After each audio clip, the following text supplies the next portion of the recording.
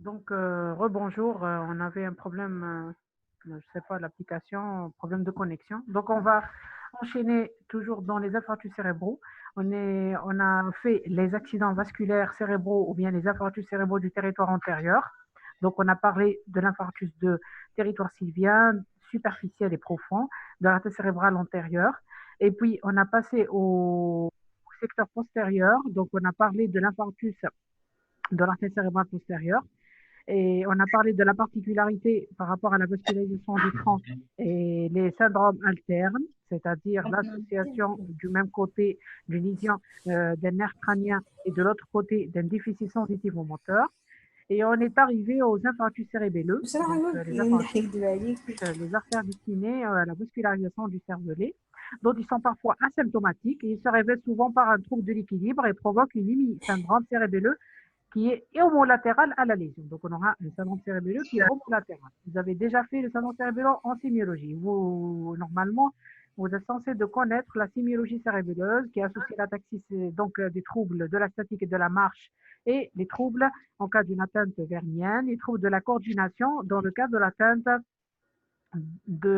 donc des hémisphères cérébelleux. En cas d'infarctus cérébelleux de grande taille, il peut exister un risque vital, bien sûr, vu le risque d'engagement et la compression du tronc cérébral par l'œdème. Et on peut avoir également une hydrocéphalie par compression du quatrième ventricule.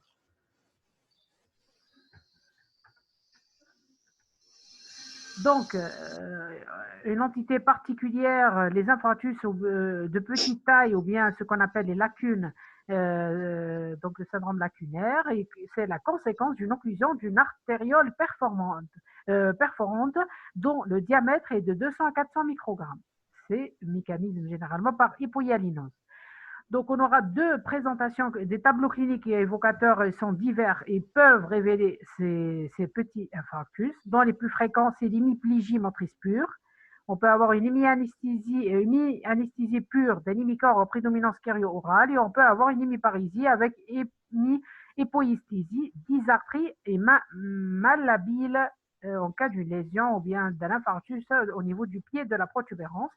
Et pour la quatrième présentation, on peut avoir une hémiparésie avec une hémiataxie en cas d'une lésion au niveau de protubérance ou la substance blanche hémisphérique.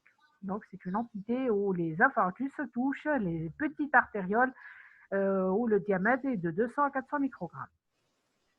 Et l'état lacunaire est défini par la multiplication des petits foyers. Donc, donc lorsqu'il existe une association de petites lacunes qui seront à l'origine des petits infarctus profonds, donc on aura ce qu'on appelle l'état lacunaire qui est caractérisé par l'association d'un syndrome pseudo-bulbaire qui est défini par donc le syndrome pseudo-bulbaire, donc qui est la conséquence d'une lésion touchant les deux faisceaux bulbaux, les deux faisceaux géniculés qui sont les faisceaux cortico-pyramidales.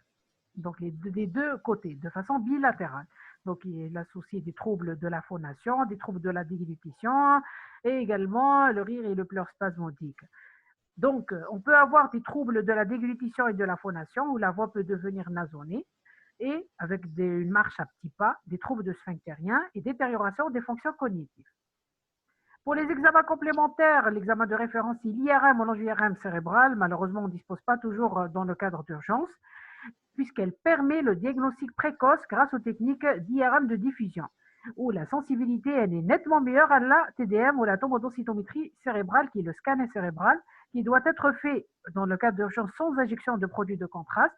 Donc, il va mettre en évidence l'hypodensité parenchymateuse qui peut être normal, le scanner est peut-être normal au début, d'où l'intérêt de le refaire dans un délai de 48 à 72 heures. Donc, il permet de mettre en évidence aussi l'œdème cérébral et parfois même l'effet de. Et on peut réaliser en même temps l'angioscan cervico-encéphalique pour éliminer la dissection artérielle. L'examen qui doit être fait dans le cas d'urgence et en première intention, on fait un bilan biologique, bien évidemment, un NFS, VS, CRP, nogramme sanguin, glycémie, HbA1c, enzyme cardiaque, bilan hépatique. On fait également un ECG à la recherche d'une origine cardiaque, bien évidemment, et bien sûr un infarctus myocarde et taux de troponine aussi. On fait un téléthorax et Doppler, écho-Doppler cervico-encéphalique dans les meilleures conditions, bien sûr, et échocardio et transthoracique qui, par la suite, va être complété. Non, c'est le premier cours. On enchaîne dans le premier cours puisqu'on avait un problème de connexion tout à l'heure.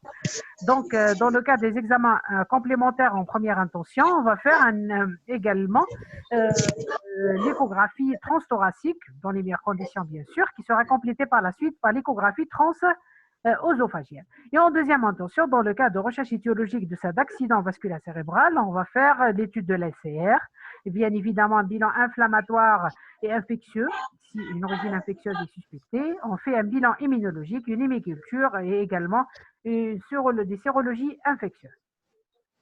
Donc, vous voyez sur cette slide, donc on voit un résumé, donc il résume les différents tableaux d'infarctus cérébraux dans le territoire carotidien. Donc, on a le sylvien superficiel, le sylvien profond, le sylvien total et la cérébrale antérieure, avec la présentation clinique pour chaque territoire. Et dans le territoire vertébro-basilaire, donc la description dans la cérébrale postérieure, la cérébelleuse et les accidents constitués du tronc cérébral. Il faut souligner le syndrome alterne dans le cas des accidents vasculaires cérébraux de tronc cérébral. Bien sûr, si vous avez des questions, n'hésitez pas de poser, s'il vous plaît.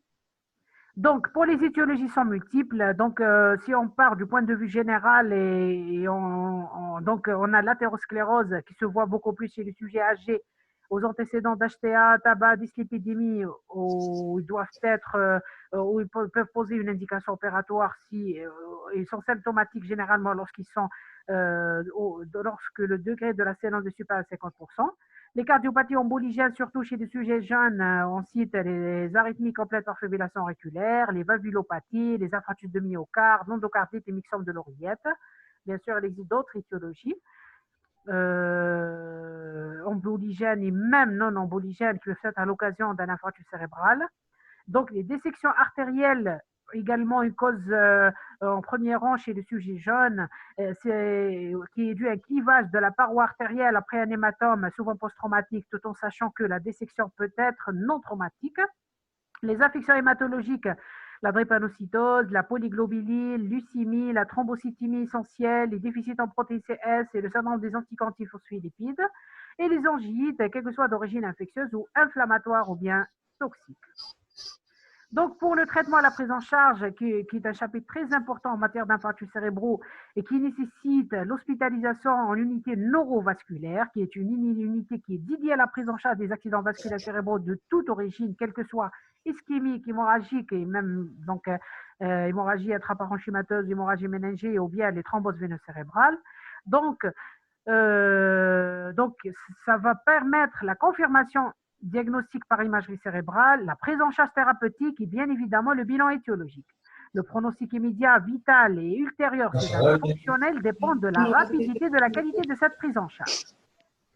L'unité neurovasculaire appelée aussi stroke unit, c'est une unité qui comporte des lits de soins intensifs. Donc, c'est une unité qui regroupe des médecins et des personnels paramédicaux qui sont spécialisés dans la pathologie neurovasculaire. Elle permet en urgence et en parallèle la prise en charge diagnostique et bien sûr thérapeutique. L'hospitalisation à une unité neurovasculaire réduit la mortalité post-AVC, un décès ou un handicap évité de 20% chez des patients qui sont pris en charge à temps. L'hospitalisation en unité neurovasculaire est justifiée pour les infarctus cérébraux, les hémorragies méningées, comme j'ai dit, donc toutes les étiologies des accidents vasculaires cérébraux ischémiques et bien évidemment hémorragiques, donc quelle que soit d'origine artérielle ou bien sûr et aussi veineuse, quel que soit l'âge et le sexe du patient et quelle que soit la sévérité clinique, c'est-à-dire on hospitalise de l'accident ischémique transitoire jusqu'à l'AVC grave. Donc, pour les mesures générales, donc, on doit faire le positionnement initial, donc l'alitement avec redressement de la tête de 30 degrés, donc pour minimiser l'œdème cérébral, la prévention des attitudes vicieuses, pour éviter tout ce qui est torticolis, etc. La mise au fauteuil après exclusion du sténose artérielle serrée de la circulation cérébrale. Donc, c'est le premier cours, s'il vous plaît. C'est le premier cours. On est en train d'enchaîner puisqu'on avait un problème de connexion.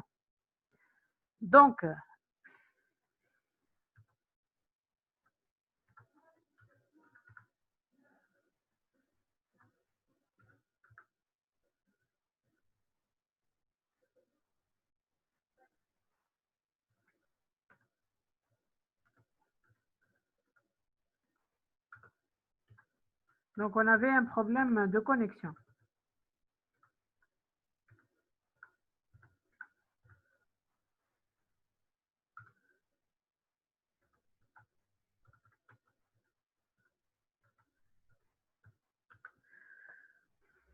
Donc, pour la surveillance, elle doit être rapprochée. Donc, on fait une surveillance neurologique par le score NIS. Donc, c'est un score donc bien détaillé qui comporte l'étude des différentes fonctions ainsi que le déficit. Donc, en cas d'aggravation, il faut refaire une imagerie cérébrale à la recherche d'une extension de l'ischémie ou d'une complication hémorragique. On doit faire également le test de la déglutition, puisque c'est très important, il doit être recherché systématiquement, car on peut avoir un risque de pneumopathie de déglutition, d'inhalation, et en leur présence, il faut faire la suspension de l'alimentation orale et on passe aux sondes gastriques. Donc, pression artérielle, il faut respecter les tensions au décours de l'AVC, indispensable donc au maintien d'un déficit sanguin cérébral suffisant, risque d'une nécrose de la zone pénombre, donc il ne faut pas baisser rapidement les chiffres tensionnels en cas d'une élévation en phase aiguë, puisqu'on risque d'aggraver cette zone de nécrose. D'accord? Puisque on est en situation d'une souffrance cérébrale. D'accord? En phase aiguë et on ne traite de manière progressive qu'en cas de chiffres qui sont élevés. Généralement, on intervient dans le cadre d'infarctus cérébral lorsque la pression artérielle est supérieure à 220 à 120 mm de mercure. C'est là où on a le droit de baisser les chiffres tensionnels. D'accord? Et en cas de thrombolyse, on respecte jusqu'à 185-110 mm de mercure. Et pour les hémorragies, bien sûr, on doit baisser puisqu'on a un vaisseau qui est en train de saigner. C'est une autre paire de manches.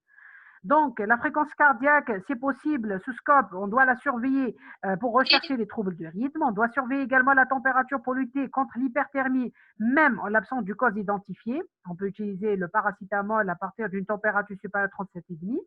La saturation en oxygène, il faut lutter contre l'hypoxie et l'hypercapnie avec la mise en place d'une oxygénothérapie si saturation inférieure à 95. Aspiration si on comprend bronchique. Il faut également éviter l'élévation des chiffres glycémiques et même l'hypoglycémie sévère. Généralement, en cas des patients qui présentent des chiffres élevés, on instaure une insulinothérapie lorsque la glycémie est supérieure à 1,8 g par litre.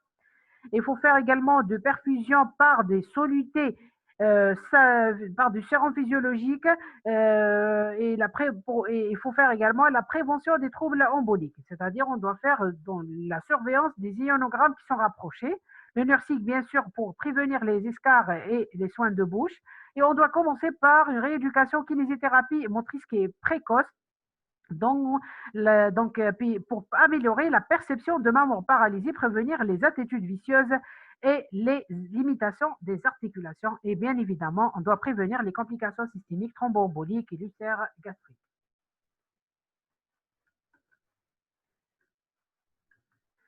Donc, pour la thrombolyse, donc, qui reste le traitement dans le cadre d'urgence, donc, qui permet la recanalisation de l'artère occluse.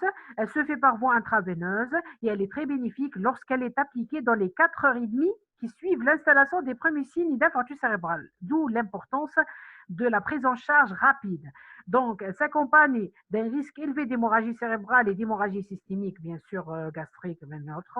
La décision de la thrombolyse doit être prise par un médecin qui est formé dans la pathologie neurovasculaire après évaluation de contre-indications majeures, à savoir l'étendue de l'AVC et la sévérité et bien évidemment l'étendue en imagerie, les antécédents, entre autres la prise d'anticoagulants et le contrôle de la pression artérielle. Et jusqu'à les 6 heures, on peut avoir une thrombolyse par voie intra-artérielle ou ce qu'on appelle la thrombectomie, qui peut être associée même à la thrombolyse dans le cadre où on n'a pas la recanalisation. Donc, pour le traitement antithrombotique, il doit être prescrit dès l'arrivée et après un délai de 24 heures en cas de thrombolyse, bien sûr. Dans les bénéfices attendus, c'est la prévention des récidives et il existe un bénéfice très important en matière d'association aspirine-clopidogrel en phase aiguë, donc et même dans les AIT avec un score qui est supérieur à 4 ou bien les infarctus mineurs où le NIS est inférieur à 5. Donc pourquoi? Donc ça suggère par certaines études une prévention des complications thromboemboliques, généralement dans l'aspirine entre 160 et 300 mg par jour, associée au clopidogrel en cas de contre-indication, et l'héparine à dose isocoagulante pour prévenir le risque thromboembolique. Donc, ce traitement sera débuté de 24 heures après le début des symptômes en cas d'hémorragie intraparenchymateuse. Donc, on débute ce traitement après 24 heures dans le cadre de la thrombolyse ou bien après une hémorragie intraparenchymateuse.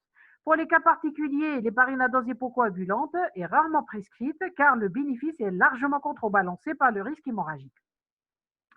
Donc, elle est contre-indiquée en cas d'infarctus étendu puisqu'il existe un risque de remaniement hémorragique et elle est discutée au cas par cas, quelle que soit la situation. Bien sûr, dans le cadre des cardiopathies emboligènes à haut risque, on est au droit de remettre le malade sous traitement anticoagulant en cas de dissection du tronc supra-aortique ou en respectant dans tous les cas les contre-indications, bien sûr. Pour les autres traitements, en cas d'œdème, on doit traiter puisqu'il existe un risque d'engagement ou d'aggravation de la lésion ischémique, il faut lutter contre l'hypercapnie, l'utilisation des macromolécules, mais pas de corticoïdes pour traiter l'œdème cérébral. Il faut toujours signaler l'importance de la rééducation fonctionnelle précoce.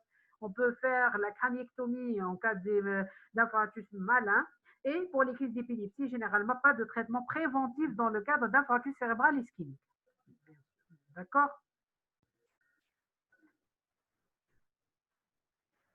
Donc, on enchaîne toujours pour le premier cours. Ça reste pas beaucoup de choses.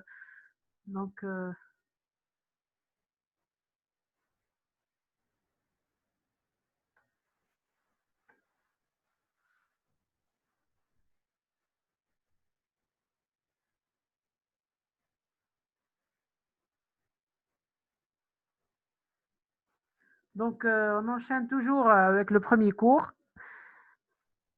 Donc, il ne reste que 2 diapos. Donc, on va commencer par la suite le deuxième cours. Donc, pour les crises d'épilepsie, j'ai dit que dans le cadre d'infarctus ischémique, pas de traitement préventif et le traitement est discuté en cas de première crise qui reste isolée. Pour la prévention, donc la prise en charge, on a parlé de volet donc thérapeutique et par la suite, c'est la prévention. Donc, c'est la prévention de récidive, c'est la prévention secondaire. Les infarctus cérébraux, donc, consistent à la prise en charge des facteurs de risque, entre autres les antihypertenseurs. On doit privilégier les inhibiteurs de l'enzyme de conversion et les diurétiques thiazidiques où l'objectif est d'avoir une tension artérielle qui est inférieure à 140-90 mm de mercure et 130 et 80, sur 80 diastoliques pour les diabétiques. Les cholestérolimiens où on privilège les statines où l'objectif que l'LDL cholestérol soit inférieur à 1 gramme par litre. Les antidiabétiques avec une cible d'HB glyqué de 6,5 avec bien sûr les règles génodiététiques. Il faut préconiser et suggérer toujours de faire une activité physique régulière de 30 minutes de marche rapide quotidiennement avec un traitement anti-agrégant plaquettaire qui va permettre de réduire le risque d'infarctus de 20%. Le pronostic, la mortalité après un AVC est de 20% à 1 mois et de 40% à 1 an. La morbidité à distance d'un AVC, généralement, le tiers des patients peuvent survivre et être dépendants. L'autre tiers, ils peuvent garder des séquelles tout en étant indépendants. Et le tiers restant peut survivre, retrouvant un état antérieur tout à fait normal. Pour le pronostic fonctionnel, il est toujours difficile d'établir à la phase aiguë. Le praticien donc ne peut pas préjuger ou bien de prédire à l'entourage par rapport à un pronostic fonctionnel. L'ensemble de la récupération, il se fait généralement dans les 3 premiers mois, mais il se poursuit jusqu'à 6 mois. Au-delà, l'amélioration fonctionnelle est possible et tient à une meilleure adaptation aux handicapes. Donc, on a terminé pour le premier cours. Si vous avez des questions, n'hésitez pas à poser avant d'entamer le deuxième cours. Est-ce que vous avez des questions?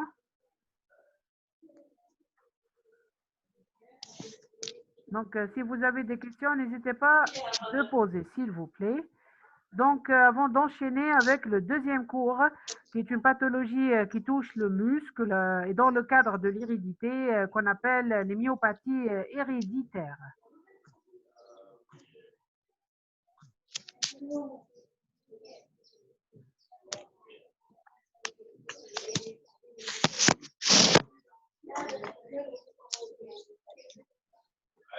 Donc, je vous ai dit qu'on a terminé avec le premier cours, qui est les accidents vasculaires cérébraux. Donc, on a fait une introduction globale pour tous les AVC avec les définitions, bien sûr.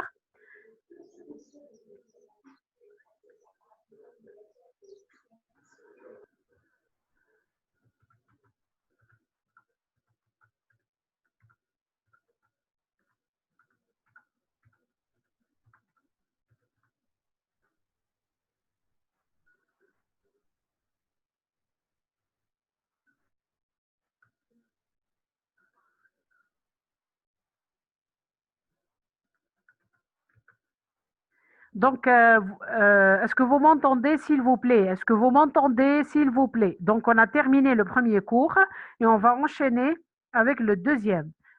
Vous avez déjà posé une question par rapport au traitement de l'œdème cérébral. Je vous ai dit, pour le traitement de l'œdème cérébral, si on commence par la mise en condition, on doit positionner le patient à 30 degrés, la surélévation de la tête. Et pour le traitement, donc on va utiliser des solutions. Donc, comme on a dit, on préconise de ne pas utiliser le mannitol. Donc, on utilise tout ce qui est donc on n'utilise pas des corticoïdes. Donc, on utilise le mannitol. Donc, on donne à raison de 100 cc chaque 6 heures. Au bout de 48 heures, on ne dépasse pas généralement pour ne pas avoir l'effet rebond, bien sûr. Est-ce que vous m'entendez, s'il vous plaît? Donc, on va enchaîner pour le deuxième cours. J'enchaîne.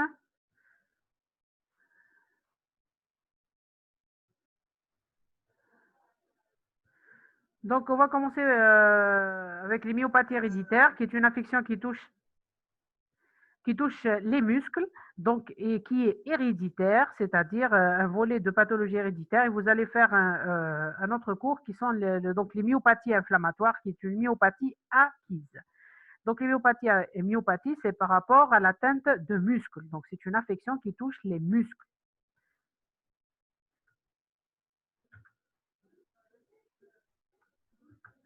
Donc, on va commencer par une introduction en définition.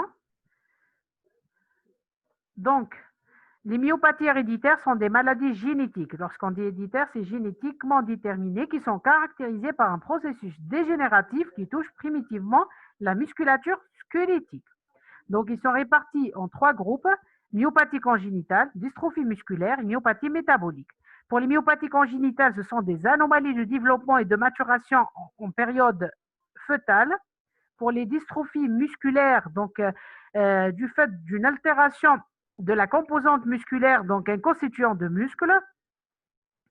Donc, on aura une altération d'une composante de muscle, donc, qui sera à l'origine donc d'une atteinte donc, de la maturité. Donc, on aura préalablement que ce muscle a atteint son maturité. Et c'est par la suite, donc c'est un enfant qui est né normalement, et c'est par la suite qu'il va développer des troubles de la marche. Donc, les fibres musculaires vont se détruire progressivement. Et on a un autre volet, des myopathies métaboliques, qui peuvent être soit dues à un dysfonctionnement de la voie des sucres, c'est ce qu'on appelle les glucogénoses, du métabolisme des graisses, les lipidoses, ou de la chaîne respiratoire, les maladies mitochondriales.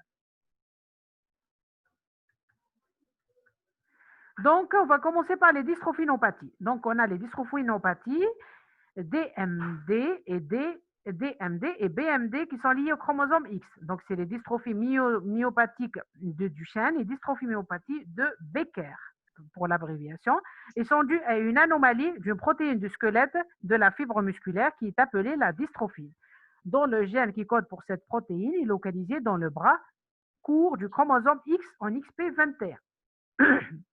Donc, vous voyez bien sur cette coupe qui va montrer le complexe d'Ag avec les différentes protéines de la membrane musculaire. Donc, vous voyez bien notre protéine qui est la dystrophine, qui est une membrane intracellulaire. Dans le cadre des dystrophinopathies, on a un problème dans cette protéine. D'accord? Soit qu'elle manque d'une manière complète, c'est le cadre du chêne, ou bien qu'elle peut manquer d'une manière partielle, c'est le cadre de Becker. Donc, on va commencer par les dystrophies myopathies du Duchenne, DMD. C'est une affection musculaire fréquente qui touche les garçons, un garçon sur 3500 nouveau-nés. Bien évidemment, lié au chromosome X, donc ça touche les garçons. Dont elle est grave et peut provoquer se caractérise par une détérioration musculaire progressive évoluant vers la mort par insuffisance respiratoire ou cardiaque. Les signes cliniques, on aura une faiblesse musculaire systémique. Donc, on aura une faiblesse musculaire systémique et progressive qui va toucher les muscles proximaux des membres avec une hypertrophie des mollets. C'est très caractéristique, l'hypertrophie des mollets. Donc, c'est un enfant qui va naître normalement. C'est généralement avant l'âge de 3 ans, à l'âge de l'acquisition de la marche, qui va développer des troubles de la marche. Donc, il va éprouver des difficultés à marcher, à courir ou à sauter. Et progressivement, son tableau va s'aggraver où la marche devient dandinante, caractéristique de syndrome myogène. Normalement, vous avez déjà fait le syndrome myogène qui se traduit par la démarche dandinante. Pourquoi? Puisqu'il existe un déficit qui touche les muscles proximaux et qui va se faire, sa marche va être sur la pointe des pieds. Donc, on va voir un enfant qui va présenter une démarche dandinante, il va marcher sur la pointe des pieds. Donc, il va présenter des difficultés à se relever, c'est ce qu'on appelle la manœuvre de Goethe, je vais vous montrer tout à l'heure sur une autre slide. On aura une perte de l'autonomie avant l'âge de 13 ans. Donc, c'est un enfant qui ne va pas pouvoir marcher normalement. Il devient confiné au fauteuil roulant, généralement vers l'âge de 13 ans. Donc, c'est plus précoce pour le DMD, donc le Duchenne par rapport au Becker. C'est ça qui permet de différencier les deux formes. Et on aura une perte de la marche par la suite qui sera à l'origine des déformations par rétraction musculaire et tendineuse, du triceps sural, le tendon d'Achille, fléchisseur de la hanche et fléchisseur du genou. Et on aura des attitudes vicieuses et des déformations squelettiques, à savoir une scoliose, une kyphose dorsale, hyperlordose lombaire. À l'âge de 18 ans, généralement, c'est un enfant qui va devenir grabataire. Et dans un tiers des cas, ces enfants peuvent présenter un retard mental. Donc, vous voyez bien le signe de Goers. Donc, si on demande à un enfant qui est sur sol de se relever, donc il va éprouver des difficultés. Et généralement, donc il va prendre appui sur ses genoux et progressivement pour se redresser et se mettre en position debout. Vous voyez sur cette slide. Donc s'il est en position assise sur le sol, donc il va éprouver des difficultés pour se redresser. Donc vous voyez bien comment il fait. Donc il va prendre appui sur ses mains et par la suite met ses mains sur les genoux et se redresse jusqu'à se mettre en position debout. Et vous voyez bien l'hypertrophie des mollets chez ces enfants. Et s'il marche, il va marcher sur la pointe des pieds et vous voyez la rétraction des tendons d'Achille. Pour le critère biologique majeur, c'est l'augmentation des enzymes musculaires qui est la créatinine kinase de moins 10 fois la normale. Donc, pour une normale de 30 à 100, elle peut atteindre les 20 000 à 30 000 unités par litre. Pour la biopsie musculaire, donc, elle va mettre en évidence l'aspect dystrophique avec l'association des fibres atrophiques et hypertrophiques. Donc, avec des foyers des fibres de nécrose et de régénération, des fibres hyalines et une prolifération du tissu adipeux et du tissu conjonctif. À l'EMG, on va avoir le signe myogène qui est un tracé riche et de faible amplitude. L'immunocytochimie, donc elle permet le diagnostic de certitude de la maladie de Duchenne. Donc elle va mettre l'absence totale. Il faut signaler sur l'absence totale de la dystrophine dans cette maladie par opposition à la dystrophie de Becker. Donc, vous voyez bien sur l'aspect de nécrose des fibres musculaires et les macrophages, donc par les macrophages à la biopsie musculaire. Donc, vous voyez bien l'aspect de la nécrose. Et pour l'immunohistochimie Western blot, donc vous voyez bien l'absence de la dystrophine dans le cadre de la dystrophie myotonique de Duchenne.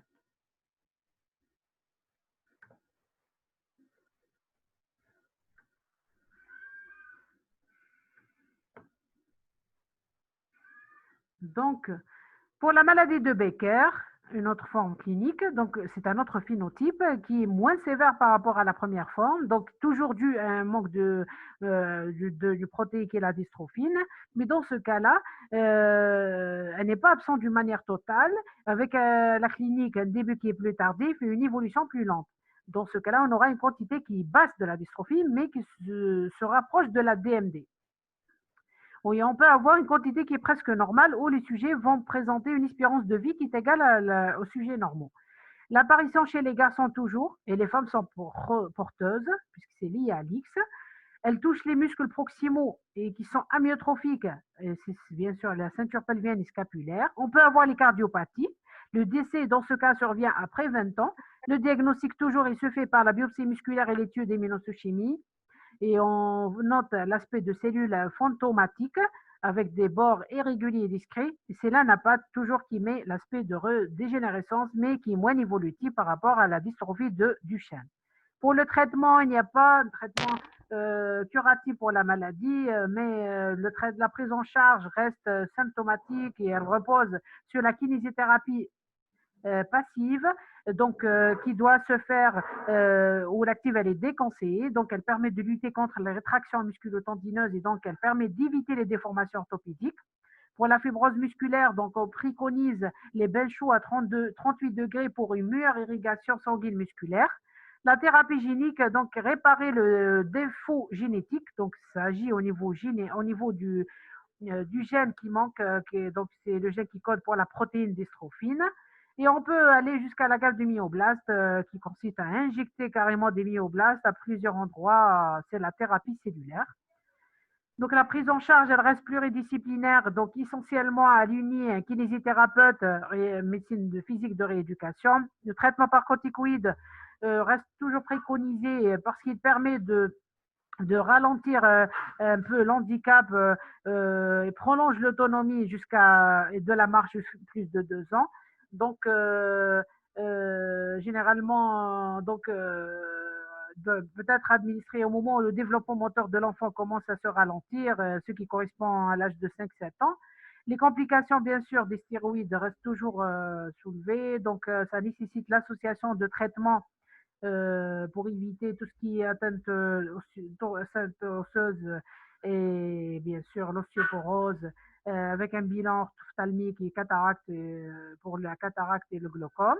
Le contrôle cardiaque régulier permet le traitement précoce par les inhibiteurs de l'enzyme de conversion et les bêta-bloquants qui sont indiqués en cas d'insuffisance cardiaque. La chirurgie pour corriger les différentes déformations, à savoir la scoliose. Et même pour les troubles respiratoires, on peut utiliser le BiPAP nocturne qui permet d'améliorer l'insuffisance respiratoire restrictive. Donc en matière de la surveillance, on doit toujours surveiller le bilan cardiaque du patient, le bilan respiratoire.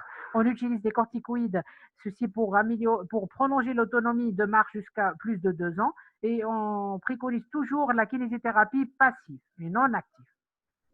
Passive, c'est-à-dire qui est réalisée par une tierce, c'est pas actif, bien sûr.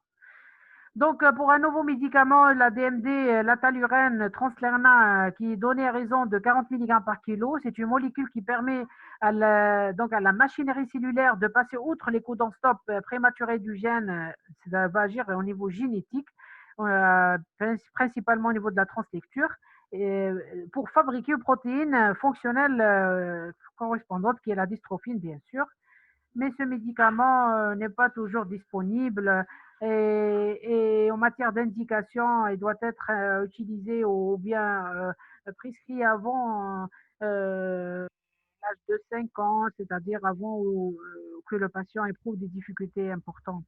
Enfin, éprouve des difficultés importantes.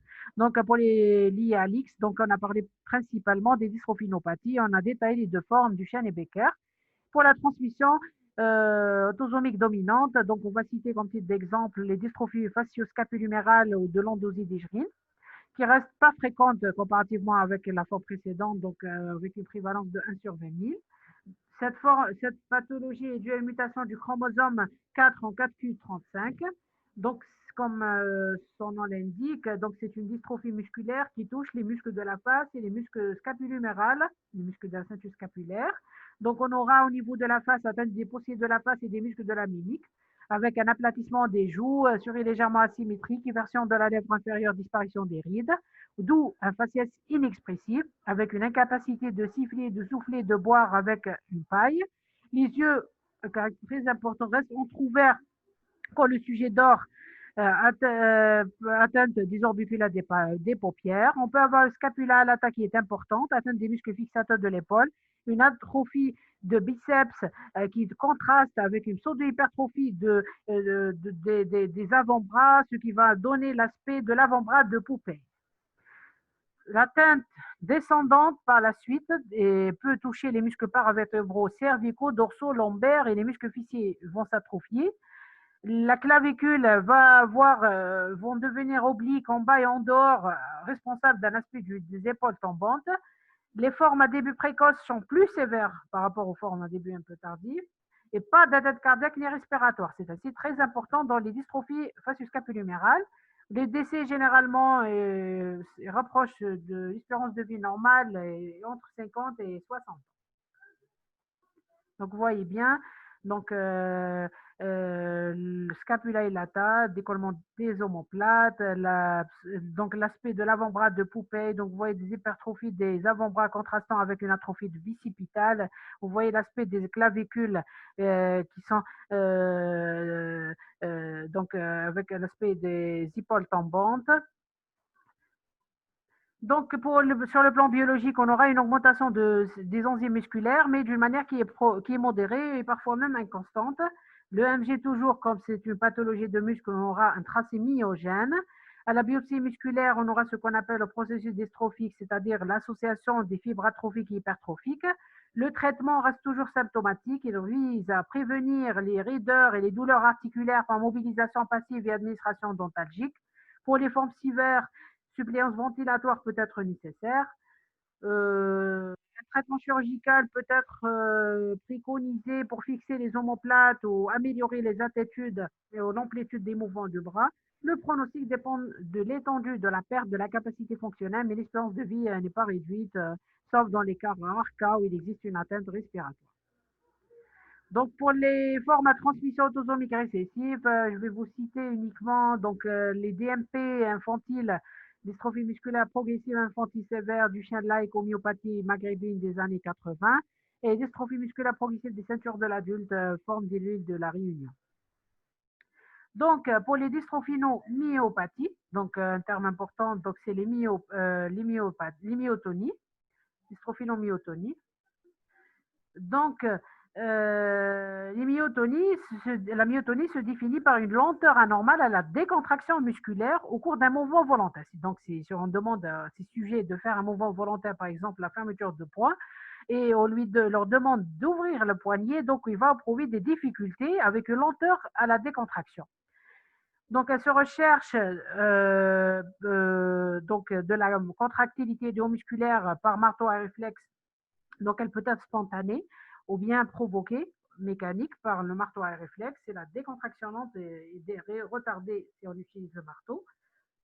Et parfois, elle peut être même électrique, où on va entendre ce qu'on appelle les salves ou bien les rafales myotoniques, comme un avion qui est en train de décoller. Donc, vous voyez bien cette lenteur à la décontraction. Donc, c'est un sujet qui sert le poids. Vous voyez bien comment il va éprouver des difficultés pour ouvrir son poids si on lui demande. Donc, il va ouvrir son poids difficilement. Donc, on aura une lenteur à la décontraction. Donc, je vais vous citer la dystrophie myotonique de Steiner, qui est la transmission autosomique dominante ou l'anomalie localisée sur le gène 19p13. Donc, elle est due à la répétition exagérée de 50 à 3000 fois au lieu de 5 à 37 fois du triplet CTG au niveau du gène de 19. Donc, au niveau du chromosome 19, donc on aura des répétitions exagérées de ce triplet. D'accord? Dont le gène de la DMPK, qui code pour la myotonie. Protéine, kinase, qui est impliqué dans le transfert de l'énergie dans la cellule. Donc, on aura une répétition exagérée de ce triplet au niveau du gène de MPK qui code pour cette myotonine. Normalement, cette myotonine, elle permet d'assurer la décontraction normale